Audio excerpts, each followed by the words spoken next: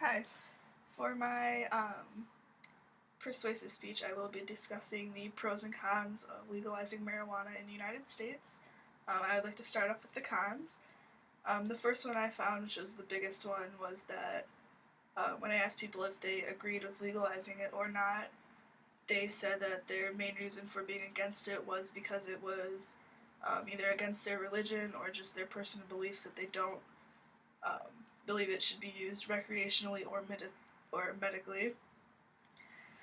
I found that the frequent use of marijuana can damage the short-term memory, which in the long run is not good for you, obviously. The secondhand smoke is not good for others to be around, especially if they're not interested in getting high, which is something that can happen when you breathe in the secondhand smoke. I also read in some articles that frequent use of marijuana can decrease motivation and productivity in a lot of workers and just people in general. If it were to be legalized, more people would use it, which therefore would cause less people to be motivated at work, which isn't good for businesses. I also found in my research and just from being in some health classes that marijuana is a gateway drug, which basically means that you'd be more likely to experiment with other drugs after using marijuana.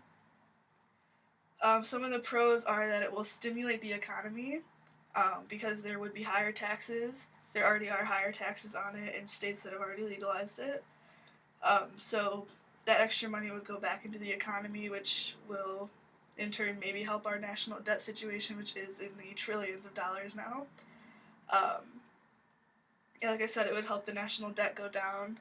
It would actually create more jobs because they would need people to harvest the plant and make sure they're monitoring it all the time. Stuff like that. So it would create more jobs in the economy, which would in turn lower our unemployment rate, which I know a while ago it was at an all-time high. There are a lot of medical benefits to it, such as it can help treat glaucoma, which is a disease in your eyes that can cause you to lose vision. It actually can slow the effects of Alzheimer's. I found that in an article on the internet. It actually can help the brain heal after a stroke, which I thought was pretty cool and surprising. I didn't know that before. It can increase appetite and lower pain and nausea in chemotherapy patients. While researching that, I actually found that smoking the marijuana is something that's common among chemotherapy patients, which I thought was pretty cool.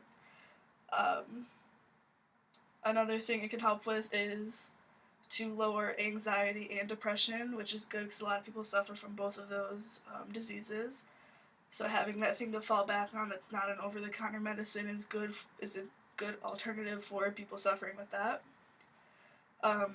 It's a safer alternative because there aren't as many drugs, there aren't as many chemicals in it, and it's grown naturally, so you know exactly where it's coming from. Like I said, there's less chemicals in it, rather than over-the-counter drugs, which have thousands of chemicals. I found in my research that there have not been any deaths related to or directly linked to using marijuana compared to the 88,000 people that die per year just from drinking alcohol, which I thought was pretty surprising because alcohol is completely legal in every state and a lot of people don't consider it as a drug, but it is. They classify it as one. In states that have already legalized marijuana, it actually has the similar rules as alcohol, meaning you can't be under 21 when you buy it, and you can't be under the influence of it while driving or operating any vehicles. And then I also found that a lot of people said that legalizing it would decrease the amount of people in prisons and jails, which are already overcrowded. So it would make space for people who deserve to be there, like serial killers or people like that.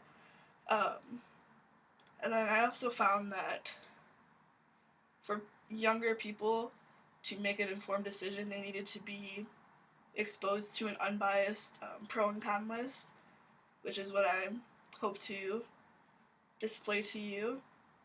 Um, so to make like an informed decision, they need to be able to look at the facts from the pros and the cons without being able to distinguish like, oh, this person's for or against it, so their reasons are obviously going to be one way or the other.